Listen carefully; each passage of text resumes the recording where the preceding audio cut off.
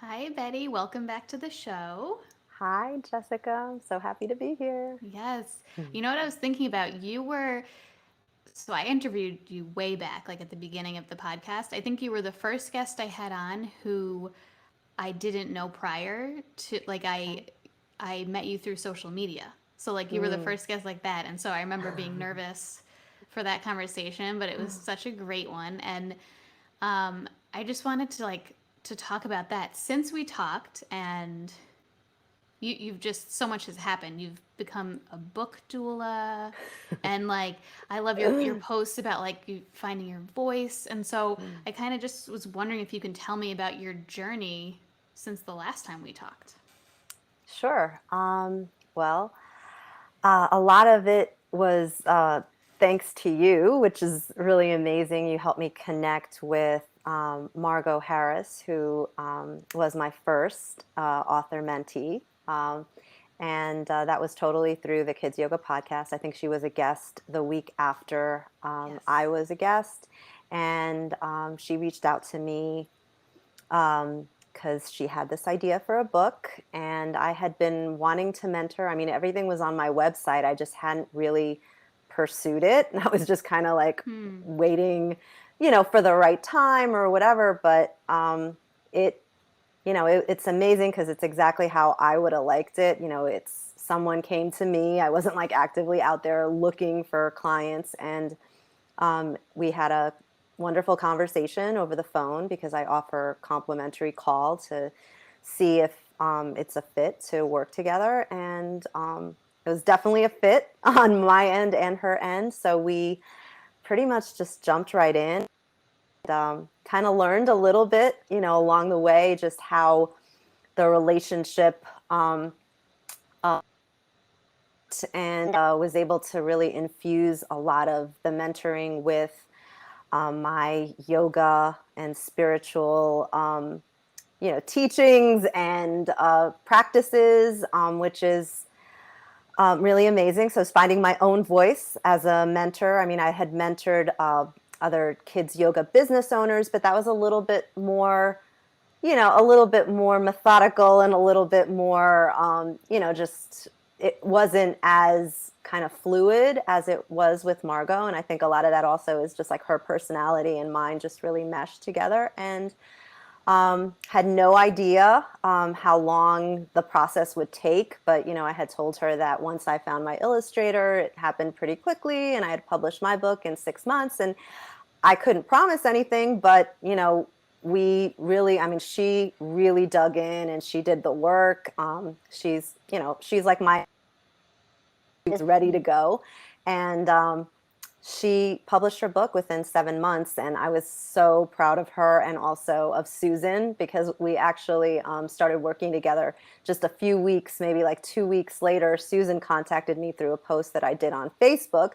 So, all of a sudden I was like, oh my God, I'm, mentoring these two women, and both of them published their books within 7 months of, starting to work with me, and got their books out in time for Christmas so they could share it, for the holidays. And that was beautiful. And the rest is just kind of, yeah, it just people have slowly been starting to find out about me, and, just really enjoying the process, and authors that I'm meeting, like different projects, some mindfulness related, some not. But I'm, like I said, I'm really happy because I'm finding my voice and helping them to find their voice, which I think that's at the root of everything that I do, even with my children's yoga. So it's very much aligned. It's a different audience, obviously, but I'm having a lot of fun, and it's just really amazing to see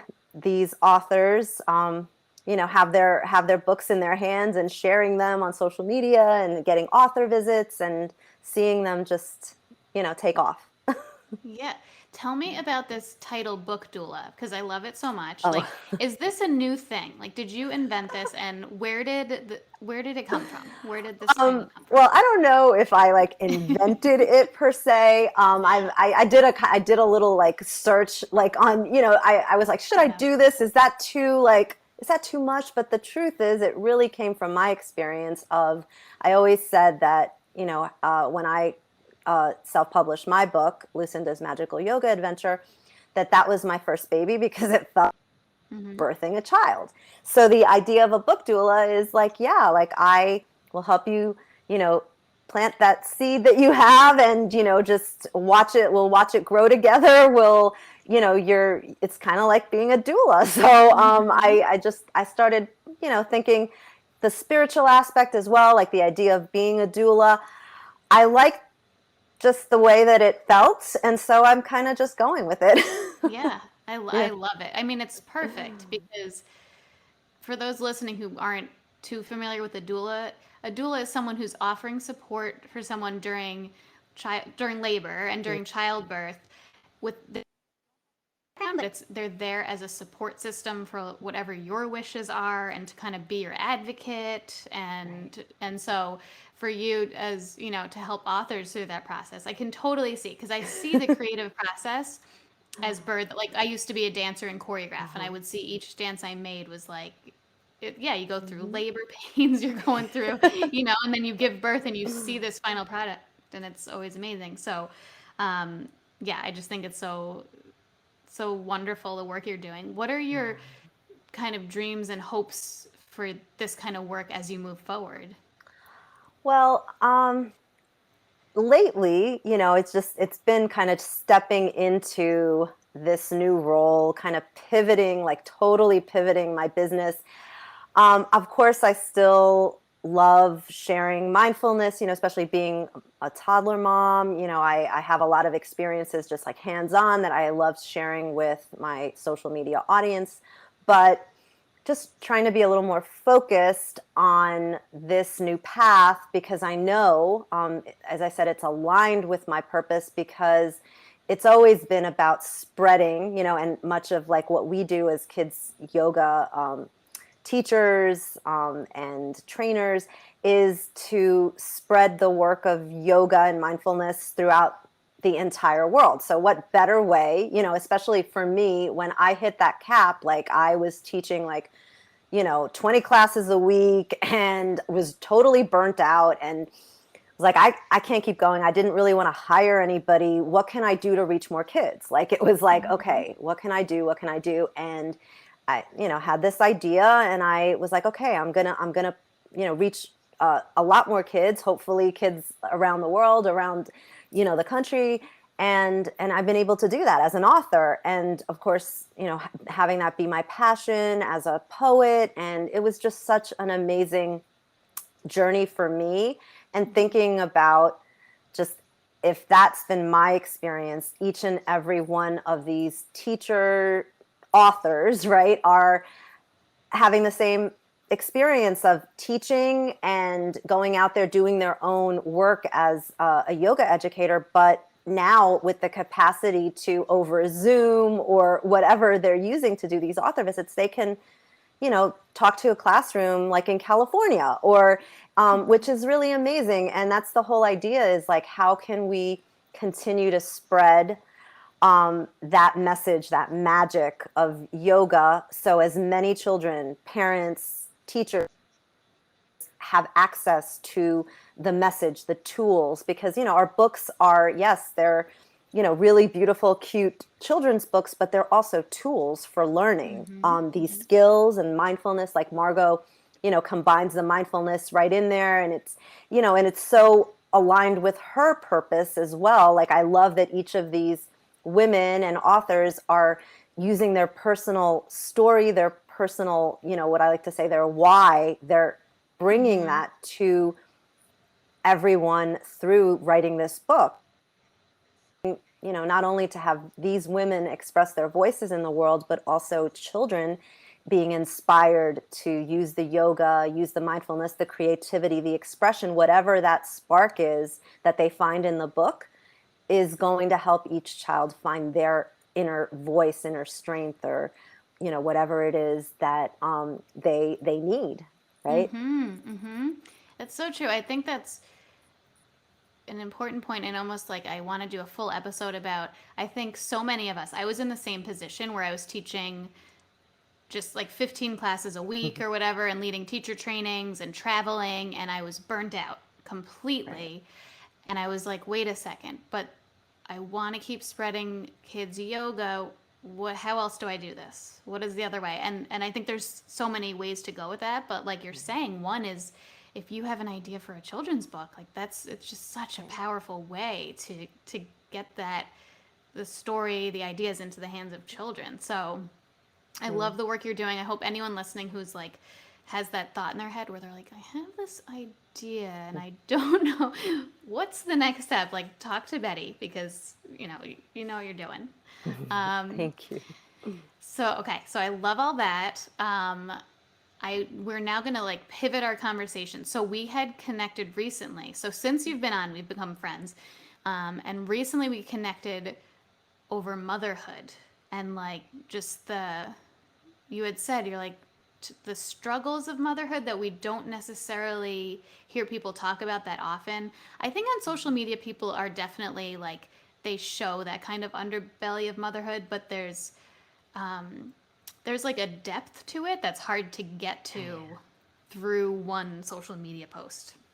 And so we Hmm. were like, we both decided we're like, let's dive in. We're gonna have a real mama chat here. We're gonna talk. We're both mothers, and we're gonna talk about our experiences because if there's one thing I've learned from the podcast, the more personal the experience, the more universal it tends to be.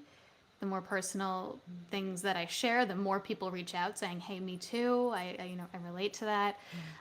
So the question you had suggested, and I love this question, we can start with, and I guess we'll just like go back and forth at this Hmm. point. So before you became a mom, what were your expectations of what being a mom would look like? And then how has it been the same or different from those Hmm. expectations? Okay. Gosh, it's like I could I write, know. right? Which is probably what I should do. Yes, But please. right, exactly. But I guess because I love children, I've been teaching, uh, in some capacity for most of my life, with like young cousins and whatnot. But being an auntie, but then teaching kids yoga for 20 years, and also being a classroom teacher. I just thought, I always connected with kids. And I thought, oh my gosh, I can't wait to be a mom because then I get to play with my kid all day. Mm-hmm. And especially being, a yoga teacher, kids yoga teacher, I thought like I can't wait to use all these tools and see how they work, and like my child's going to be so like grounded and my Yeah, child's going to yeah. be so centered and calm, and she's going to know how to breathe, and she's going to know how to Mm-hmm. do yoga to calm herself. And so, fast forward to being a toddler mom. I mean, in the beginning, motherhood obviously did not expect, especially, those first, that first year, let's say, right, Mm. is completely, just exhausting, and Mm-hmm. it takes its toll because you're just thrown into this world where you have to take care of, like, in every like their physical needs, like just keeping a young baby alive is like a Yes. huge accomplishment. Yes. That's why like when you celebrate their first birthday, you're like, Whew. I did it. Yeah, that's a big one I where you were did like, I did it, I made it. exactly, exactly. And yes, it is, obviously I knew it was going to be work, that their needs, you had to take care of most of their needs and physical needs, and the impact it has on your physical needs, like for example, even just sleep, for example. It's never been an easy journey for me. Cadence has not been like the best sleeper. I tried to put her on a schedule, and it Mm-hmm. just never worked. She didn't nap, and so like you feel the repercussions of like sometimes like a very tired child, and like trying to deal with that when you're exhausted because you didn't get a break. And Mm-hmm. so Mm-hmm. little things like that, just physically, I think, I didn't expect those. But then now as she's growing, like the emotional component, right, comes into the whole play. And one of the things that, I was very aware of, just because I do believe like energetically that we are given the child, that child Hmm. has chosen us because of the lessons that they need to learn, their soul needs to learn, and our soul needs to learn.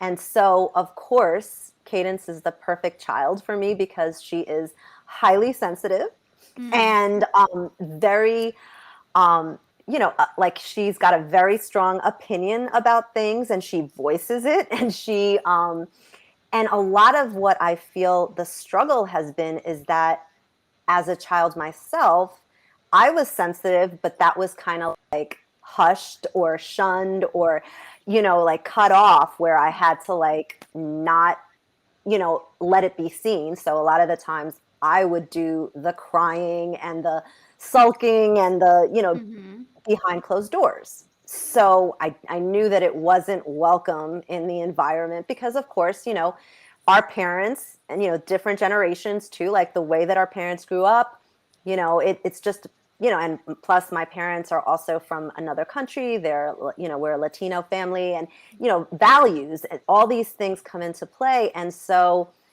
I had no idea that all those things that I thought I had healed and worked on for years with like, energy healing and coaches and mentors, you name it. And I mean, I love digging deep. So yes, I've worked on myself. I've done a lot of work, but this is just another like deeper layer I did not expect. And so of course, when she's emotional, and a lot of it is like protecting my parents from it because yes we for the most part for the first couple of years we lived with my parents, so that was a big deal. And so I started to notice like that pattern of me kind of wanting to quiet her down because I knew it was going to upset them. So here I was like going back to my own childhood where that wasn't allowed. So I knew that I didn't want to do that to my daughter, but it's just sometimes you just notice how automatic it is to just avoid the uncomfortableness of other people. You do this other thing that you don't even believe in or Hmm. like agree with because it's not even about your relationship with your child, it's about the outside world. And something similar actually happened to me today. Like we went to this art event that I like to go to, and Cadence was like speaking of like she was teaching a yoga class because the body, and one of the women was getting her yoga training. So there's Cadence doing like, okay, let's do tree pose. And then another little girl came and Cadence, I guess, did not like that she all the attention wasn't on her. And she basically went over to the little girl and kind of was like, well, no, that this is like my class and it's only the grown-ups or something. Like I don't she didn't say it in those words because she's Right, not like right. talking with that, but to the effect like this is for big people. And she hurt the little girl's feelings. And then the mom came over and I could feel the shame, Mm. like the shame Yeah, coming over me, like, oh my yeah. God, I'm a yoga teacher. My daughter should be this. My daughter should, and I just had to deal in the moment. Like I just had to remove her because obviously she upset the child. Of course, I talked to her, but Hmm.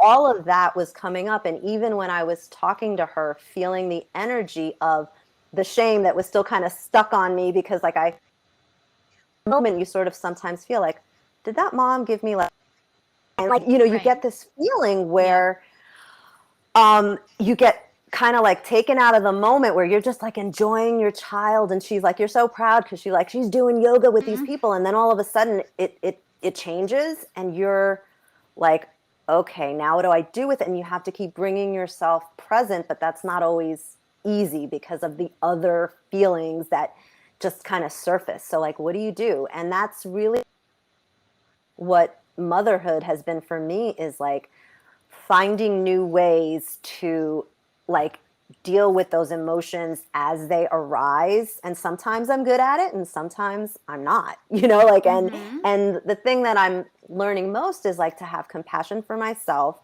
and also to to understand that there's also this guilt, right? There's this mom guilt that, oh my gosh, the way I spoke to Cadence, or is not like how I would like to speak to her. Maybe my tone was too harsh, or I Mhm. was too impatient. But the thing is, I feel like Cadence is seeing like the best of me, the worst of me. And I like apologize to her like as many times as I have to apologize throughout the way that I might respond.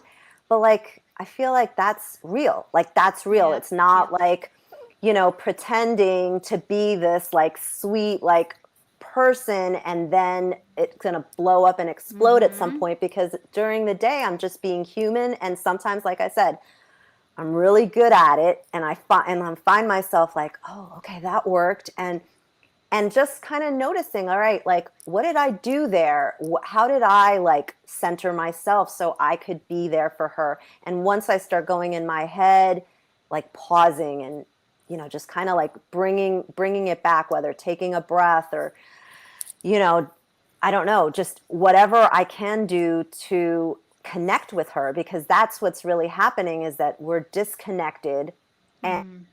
I'm like grappling with, and a lot of times she'll push me away, which is even harder because I can't connect, because she's like, go away, or Right. and then that really hurts me too. I'm trying to connect with you and I don't know Yeah. what to do. It's not working. And it's like, I'm trying this one, I'm trying that. Mm-hmm. But again, it's like I'm doing the best I can, and I have to like be, gentle with myself and know that I'm trying what I can, and hopefully teaching Cadence that it's okay to be human. And as long as, like we had this conversation going home about the hurt feelings of the little girl, and then you have the opportunity to actually, you know, do it different. So I, always ask her like, so what could we do different? And I did relate it to the fact that, like, if you're the teacher and someone comes into your class, you want to welcome them. So you can say, welcome, I'm happy you're here. And so then I ask her, what would you like to say? And so she'll Mm. say something, and her capacity to, she has a limited capacity to, like, but she'll, either mimic what I say, or but she gets it. And so Mm-hmm. having those conversations, that's what's important, because that's what she's left with. It's not like the fact that she was running away, mom, leave me alone. I don't like it that you're telling me that I made her cry, or, Mm-hmm. which I didn't say to her, but, I asked her to notice, what does she look like? And so Right. sometimes she doesn't like to be told, Mm-hmm. because she feels her own shame, right? So again, we have to really be, empathize that they're so tiny. Like, if we have shame, imagine what they feel like, and they're really struggling. So how can we reach them? And especially if they're pushing us away, like, how can we just like, just get really strong and just find that connection point somehow, some way. Yeah. Oh my God. There's so much That's a there. lot. You do need to write a book. I'm like this. There's so much. I mean, well, one thing that struck me first was like, I can't imagine, because I know raising my children, it brings up my whole childhood, obviously. It bring, things like you said, things you think you healed or things you forgot about. So the thought of like the first 2 years of her life being like, you're literally in, like, with your parents. So you're dealing with so many layers. That's really fascinating to me. And like, I can imagine how intense that could be, how beautiful and healing it could Mm-hmm. be, and how, so that was one thing that stuck out. And then also, I love that idea of like the child that comes to you is like the child that is gonna wants to learn from you, but you also Mm-hmm. are going to learn from them. Mm-hmm. Because I know in my experience, my expectation of being a mom, I'm going to admit it. Before I was a mom, you know that saying, like, I was the perfect mother before I was a mother? Like, people say, like, I taught kids for so long. I always worked with kids. I studied child development. I loved kids. I connected with kids. I was like you said, I was picturing, I'm like, I'm going to start yoga young, and like you said, my kids are going to be so calm and centered, and, and then your children are born and they are who they are. Like, they are born. It's incredible to me. Now I have a daughter and a son, and like, just seeing how different they are is Mm-hmm. just, to me, that's been actually healing for me, because I think a lot with my daughter Emily, any issues that came up or struggles she had, I very much internalized, this is my fault. I did something wrong. and very much put a lot of blame on myself. But now I see how Ryan is, and he's just a completely different soul. And I'm like, I raised him the same way. So wait a second, maybe I'm giving myself too much credit both ways, like for the good and the bad. Like maybe most of this is just who they are. And our job as parents is to guide them, to help them channel things in healthy ways, and to help them, recognize emotions, name their emotions, and be able to talk about their emotions, to not be ashamed of things like anger, all these things that are normal. So, I start, I get to moments where I'm like, okay, I'm a guide. I'm more of a than I'm not shaping them. That's something, a big lesson that I've learned. And then, so my daughter Emily has really challenged me because she's so different than me in so many ways, that a lot of once we got past that first year where I can kind of project onto the baby what she was, like that first year you can kind of still say, like, there were certain things I projected, oh, she's so chill and all that. No. I wouldn't use chill to describe her. That's not who she is. So like once she hit 1 and then she's 2 and 3 and we're at 4 or 5, like I'm like, this is a person who is a lot like me, which is triggering, and is a lot different than me in ways that are triggering.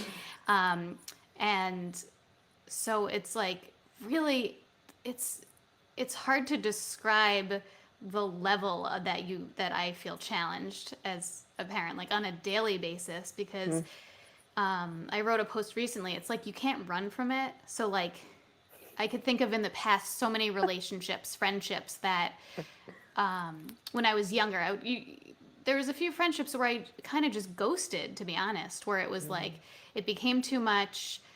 I had a lot of resentment built up, and I just slowly pulled away without saying anything. And like, I have had friendships end that way. You can't do that with your children. I can't ghost my children. I'm here. Like, I'm here no matter what. So that kind of, no, you gotta face it. You gotta face it. And it's day after day after day of like, these things are there's gonna be things that come up that are hard, and you have to, well, I guess you have a choice. You could not look at it and stuff it down, which I don't think is healthy. I could project it back to my kids, which I definitely do. I mean, we all have our, good and bad days, and I have definitely, it's like, put the blame that it's their issue. But then when it comes down to it, I think I've realized when I have time to reflect, to be quiet, to get back to my meditation practice, to talk to the right people, like to talk to the people in my life that are really supportive and don't judge, that I could really be honest with, journaling, things like that, when I could really reflect on it.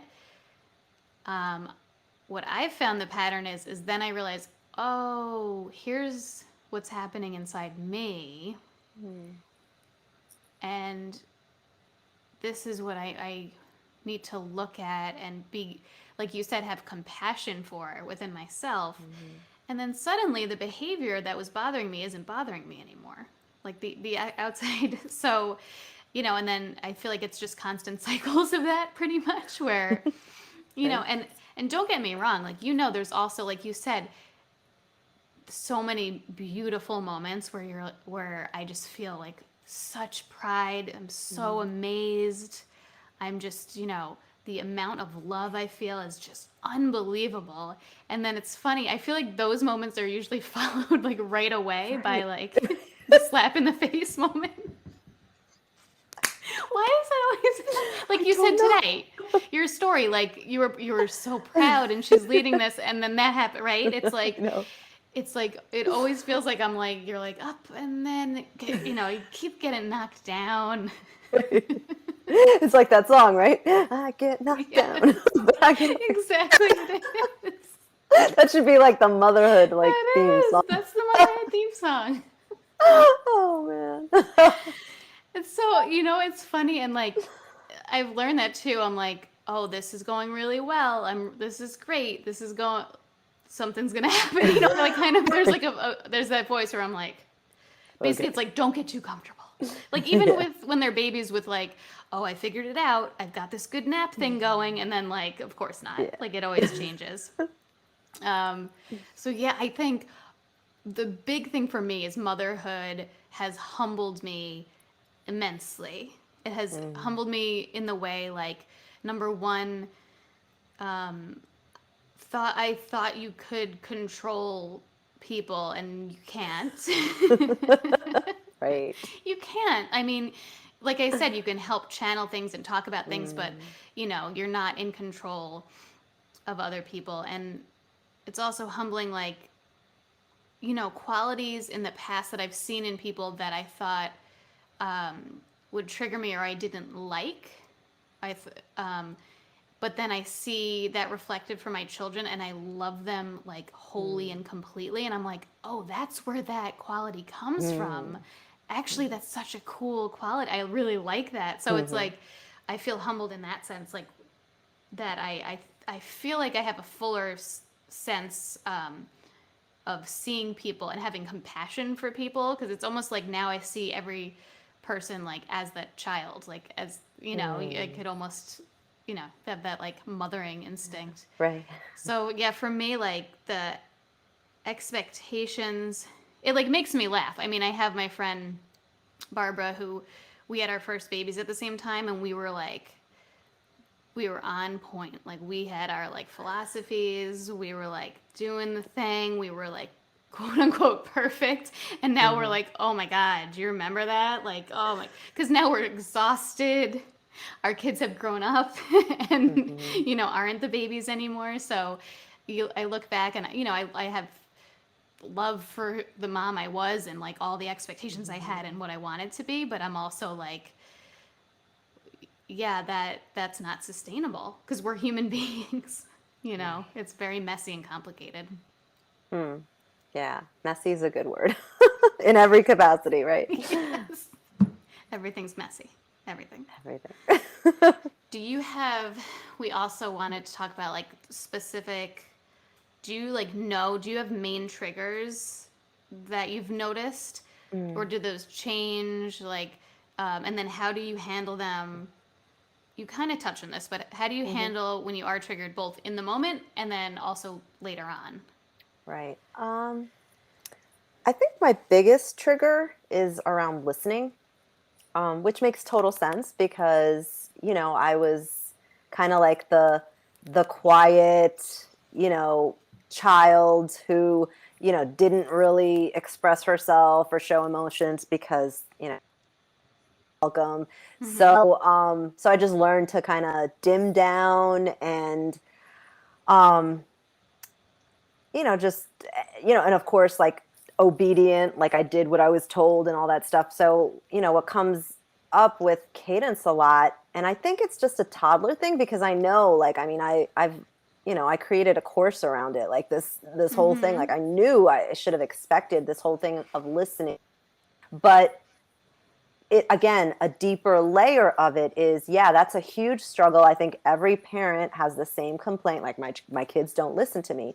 But when you have a wound around it, like one thing is to be like, they're not listening, they're not listening. Of course, they're distracted, they're doing something else, they're caught up. I get that, right? But how does that make me feel, right? And it's the same thing. Like it would be the same as if you and I were having a conversation and you started wandering off to do something else, or you started talking to someone else. I would feel the wound get like, like someone just like, is like wounding me all over again because here I am trying to express myself, which it took me like 40 years to get to that place, right? and here you are, like not specifically with Cadence, but it does show up in my parenting, like when she doesn't listen after I've said it a few times, then I just start to that like bubble, like it really feels like this bubbling, this anger, this like I have already told you, then that's where I to start to be like, I just told you this, or I've been trying to get you out the door for 20 minutes. And Yeah. yeah, of course, that's how toddlers are. Mm-hmm. But, when you have to get to that place of you've said it like 20 times and finally minutes later you're going out the door. Yeah. But how does it make me feel? Like it definitely does push on that button of, um, I'm not important. I'm not seen. I'm not a lot. Like even, just around, even like around social media sometimes, like Mm. I feel like that is something that I have worked on, but it still triggers me when I don't feel seen or heard. And I have to, again, find a way to reach Cadence so that we can be on the same page. And yeah, like I'm understanding that it's going to take longer because she's a toddler, but what can I do like in the moment rather than getting like all exasperated to maybe, and there's been times where I make it playful and I make it fun, but when you're like stressed, Takes a lot of energy meet to do somebody, that. Yeah. right? It does. I When don't there's have not that a big, energy. oh, definitely. And especially when you're on a deadline or you have to meet somebody, like, Oh and you yeah, have to yeah. get out the door. But, like, if it's not a big deal, if she wants to go to the park, and I'm not going to hound on that. If she's not feeling Right. it or it's going to take us like a half hour to get there, then I'm not really worried or Mm-hmm. stressed. But I notice it when there's the things piling up because there's things to do. We're on a schedule. And again, as I'm talking to you about it, it's because of these expectations that I think a lot of us have of our children, that they like would understand that we made a schedule, we made a Right. plan, and that again, like, oh, They'd someone's going to appreciate think of it. us, Don't right? you don't you Right. appreciate all this work we've done? Yeah, to create the Right. schedule. Yeah. No. Exactly. So Well, yeah. I think so many people can relate. I get that too. Like I just want to say like the thing that I think we're doing right and a lot of parents that I've talked to is doing right is that we do try to self-reflect and are self-aware and that's huge. So it's like obviously we're going to make lots of mistakes. I'm sure our kids are still going to be in therapy when they're older, but we are we apologize, right? Like, I try to apologize when we make mistakes. So it's like we're being human, we're showing what human is, and we're not putting up a front or like, there I'm not interested in just being like, listen to me because I said so. Like we're, Right. really trying to have these conversations, which sometimes go great and sometimes don't. So I just want to say that, like, props to you. Like, you're clearly putting in so much work and your mindfulness and your yoga, it's all coming into play because you care about your connection with her and your relationship and you see her as a full developed human being. I'm glad we're kind of, at least parents I talk to, we're past the like children should be seen and not heard. Like Right. we're past this. We're like, let's Yep. listen to them. So this is good. Um, and so the not listening, I understand that too. I definitely feel that too. I think when I think about my big trigger, it's I had mentioned Emily's different from me, and one way she's different from me is that when she feels something, she expresses it. And kind of, you're talking about cadence sounds similar.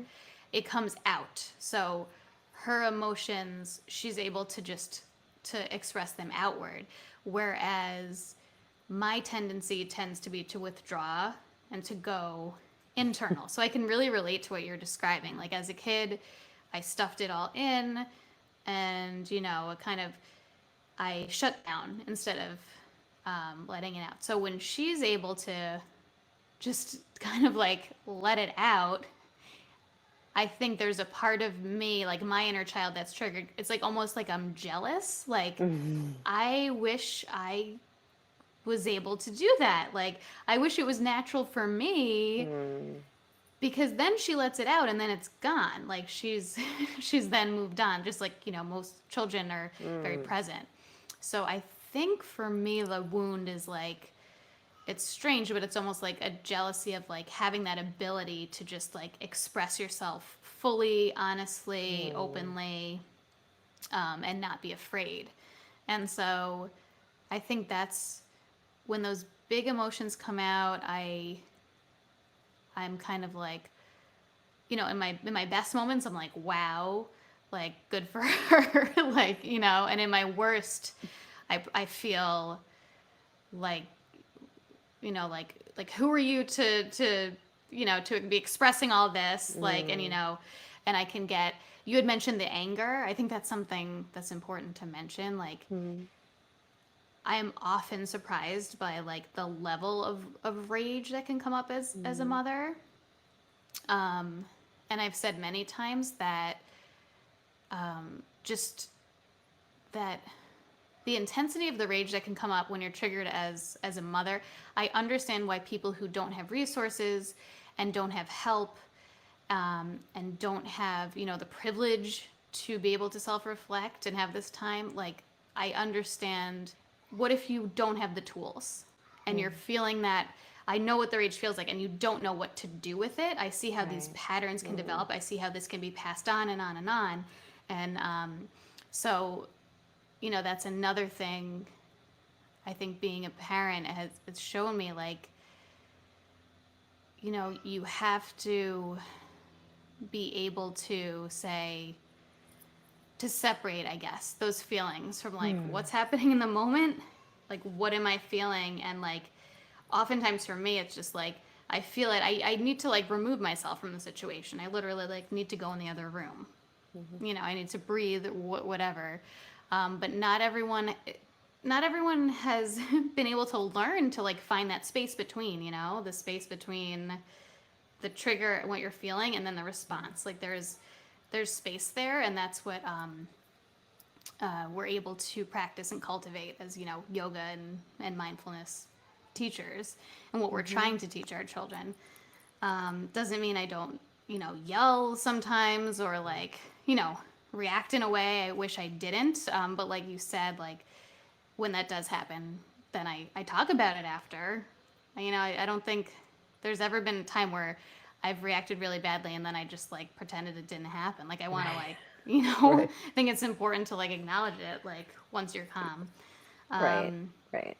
so yeah, so this stuff is like really Yeah. deep. Like when I was talking Oh. about that, I'm like I feel my whole face like flushing, No, no, I know. I know. It's like a lot of what you said, like I totally connect, like, and yeah, I mean it is. It's intense, and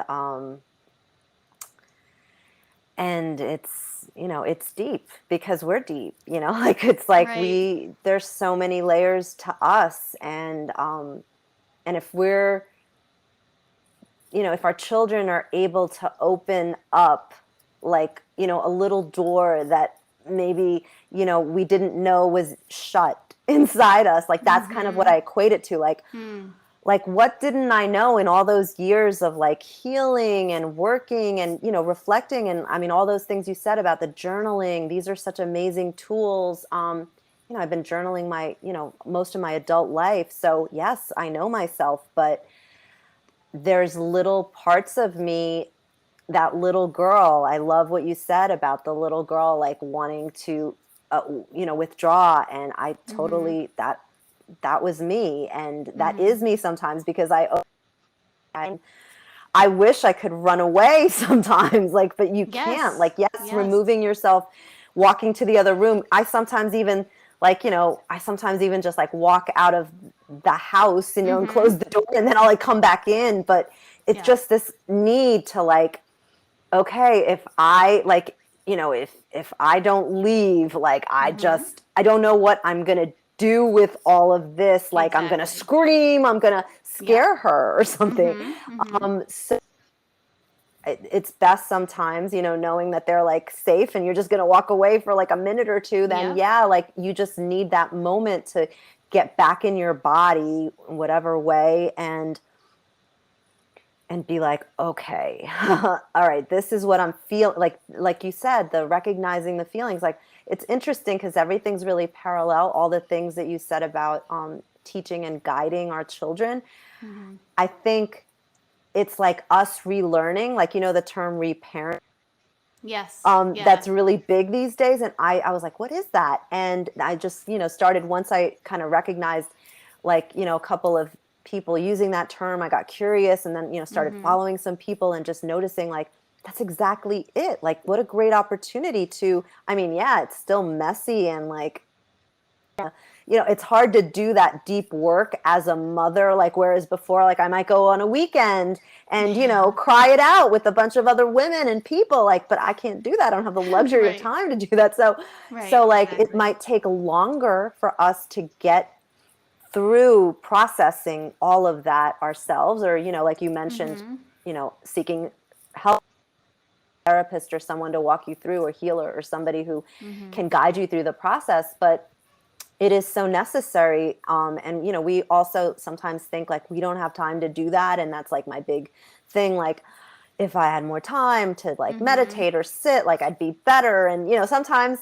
I'm meditating for like 10-15 minutes and she can still trigger me because, Mm-hmm. like, Of it's like, course. that's their Yeah. job to trigger us Yeah. because they're still need to Mm-hmm. surface. And so in Mm-hmm. that case, it's like a gift, it's Right. sometimes feeling that we have around it, and it's Mm-hmm. messy, and we don't want to go there because we know, like, if we open that door, like, I don't know me, but I'm a crier. Like, I like, Right. there'll be times where like I'm outpouring like tears, and again, like, I don't want to scare my daughter, but sometimes it's just like I'm used to crying, and I Yeah. want to be able to like access that part of me that I kind of feel like now that I'm a mom, I have to be this like, and I'm a single Right. mom, so Right. I got to be the mom and the, so Mm. there's just a lot for me to be like, no, like, I am a soft, sensitive, being, Mm-hmm. and I can cry at anything. And yes, I need to be able to express that in a healthy way.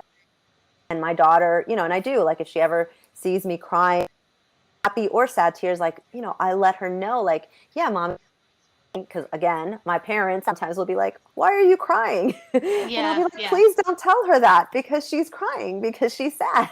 And Right. again, like, that's where I become mama bear, because I'm like, no way, like, that's not happening to her. Like, if she's gonna Mm-hmm. cry, she's gonna cry, and it's okay to cry. And I let her see, and I tell her mommy's sad, or mommy's, missing someone, or whatever it is that I'm feeling, and then she can understand. And we read a lot of books about feelings and stuff. So now, this age, especially, like, she's 3, like, 2, 3, 4. This is the age where they're like soaking everything in. So I think it's so important for us to be real with our kids and Mm-hmm. have it be like a opportunity when they see us, express anger or sadness or fear or whatever it is that. Yeah. Yeah. My daughter will say, she's 5 now. She'll be like, grown-ups don't really cry the way kids do. Like, and she was kind of saying like how kids will just start screaming and crying like in Right. public and stuff. And I was like, you're right. Like usually, I'm like, because once we're grown-ups, like we learn about our emotions. I said, but grown-ups still cry. It just maybe you don't see it as much, or it's not as loud, or it's not, or it's like, but I want her to know like that's still we still feel that. Mhm. It's just that as you grow, you learn about it. So it's just fun to like hear as they get older, like the observations that they start to make Yeah. and to Mhm. point out. Um, and those years are so formative. Those first years, the 2, 3, 4, and then it's funny to me now that she's 5, and I like will mention something like she doesn't remember most of it, which I know like on a deep level they do. I know like Right. on a deep level, like and energetically, everything has been very important. But it's so funny. That's another humbling thing where I'm like, oh, remember how like every single decision I made I thought was like life or death, and now she like doesn't remember Right. most of it. Like, Right. great. Like, yeah, it's like kind of like give yourself a break, you know. Oh yeah. Yeah. Um, well, we kind of touched on this. We'll just briefly get into like having the limited time, Hmm. especially this pandemic year. So, you being a single mom in a pandemic, I know you're with your parents as well, but like, what did you learn this year from having basically no time to yourself? Like, do you feel like you've learned some lessons of ways that you can take care of yourself in the midst of such limited time alone? Um, well, I mean, it's interesting because we have like, in on the one hand, we have like all this time, right? That we thought, like, I thought I would get back to work, which I was teaching some mommy and me's, and then like Mm-hmm. everything shut down. Um, but particularly, just now that I am working, right? It's interesting because like time is like, sometimes it's like time is this like illusion. Yeah. You have time, like if you make the time. It's about prioritizing and how, just how precious time is, because we have this time, but how are we going to use it, and how can we use it to our benefit so that it enhances like the quality of our lives, children, and our parents, our family, whoever is around us, the people in our circle. Because I feel like we were able to, with the pandemic, like get in touch with what's really important. And for me, yeah, it took me, like 2 years where I almost didn't, other than doing a few like Instagram yoga challenges with my baby, like I didn't Mm-hmm. really do yoga. I didn't really meditate all that much. I was just in survival most of the time for two Mm-hmm. years, right?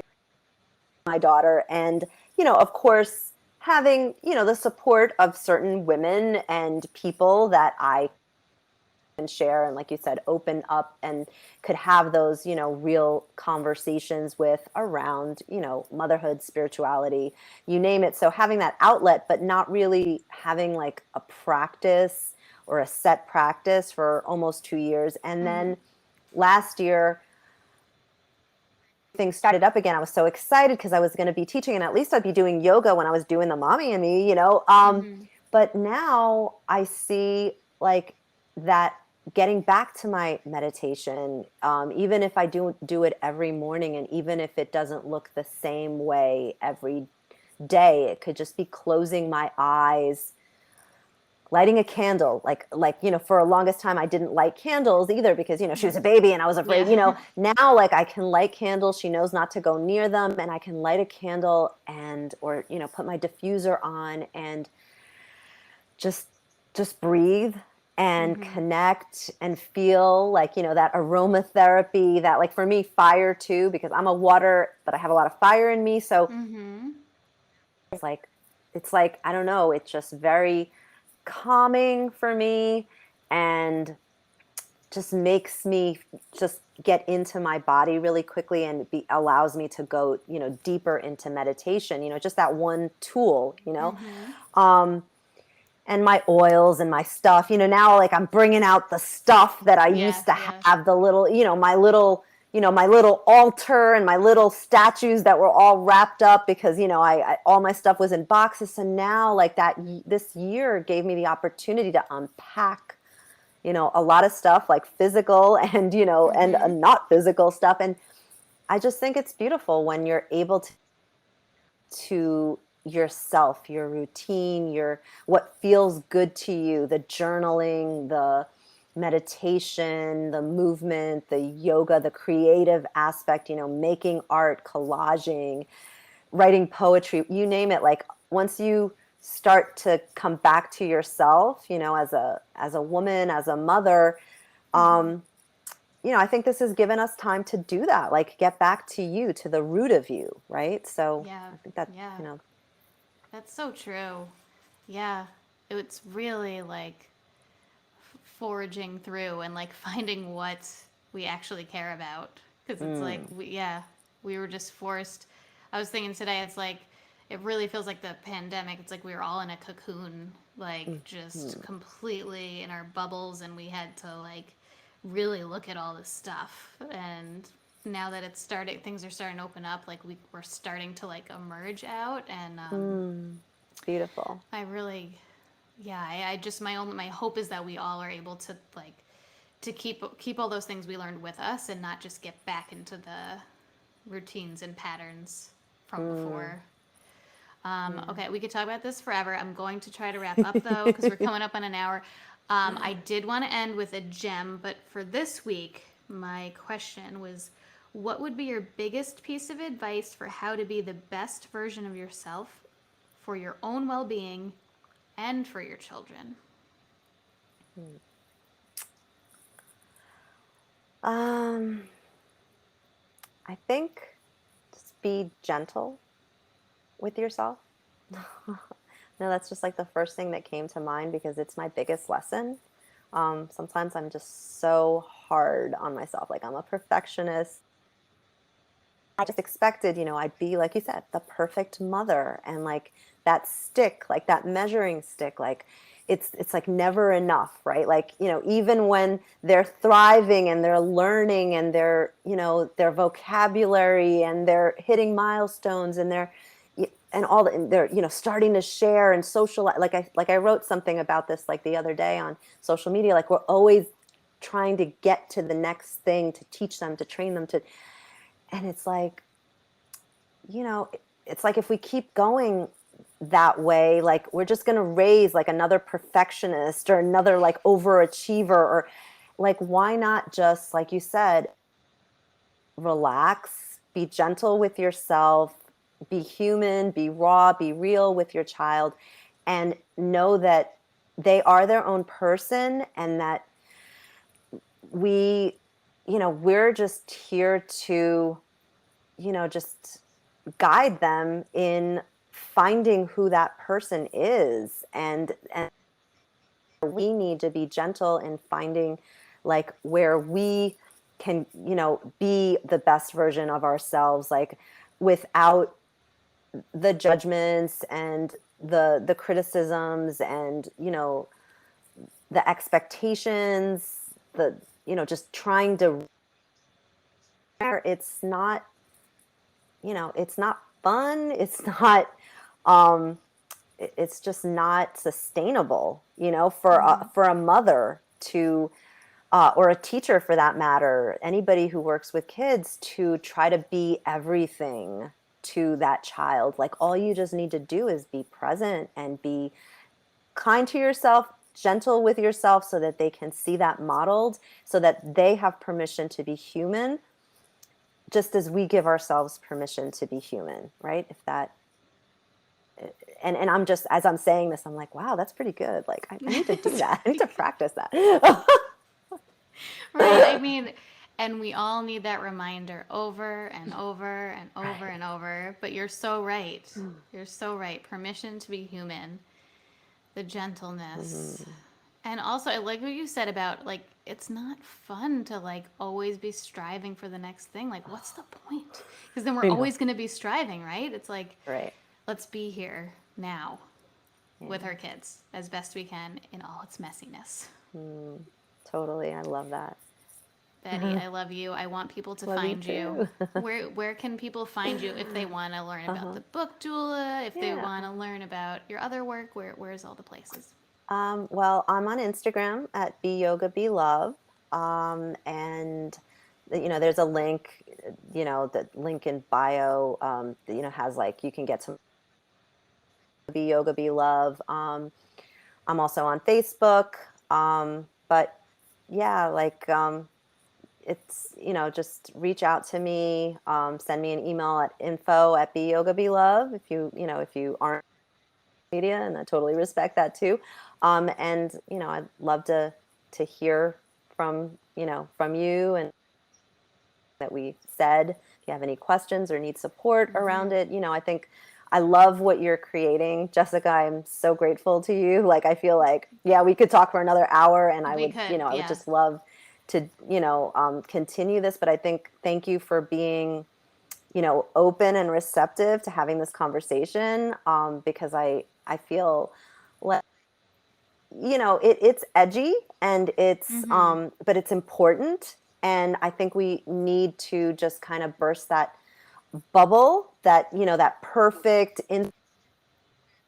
I'm just like, that's BS. You can't possibly be taking all these pictures with your kid, because like, I mean, no way. You either have someone like a nanny or something, or Right. you're just not paying attention to your child and you're just having a photographer take pictures. And, I just, that's not real. And I want people to know, like, don't aspire to that, because don't measure yourself to that, because hey, like, we're kids yoga professionals and we're talking about our struggles. So the struggle is real, and we don't have to struggle alone. Like, reach out, like, to any one of us. Um, you know, just tools, resources, we have them and we want to share them. So please, Mm-hmm. if you are listening to this and you are struggling, like, you don't have to do it alone. So please reach out to either of us. Yes, yes, please. That's the Yeah. reason we wanted to have this conversation. I hope that this resonated, even if you're not a parent and you were listening this week. As a teacher, I'm sure that a lot Yeah. of this you can relate to as a teacher too.